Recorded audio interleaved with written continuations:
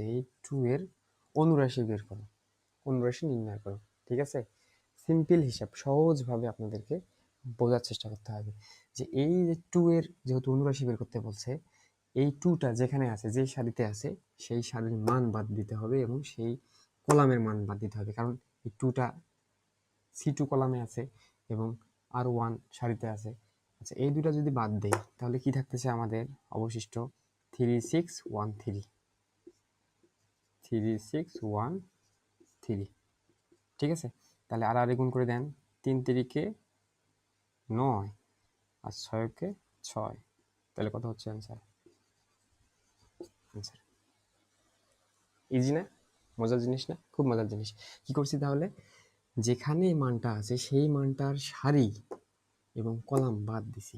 সারি বাদ এবং কলাম বাদ দিলে কি থাকতেছে? 3 6 1 3 থাকতেছে। তো 3 6 1 3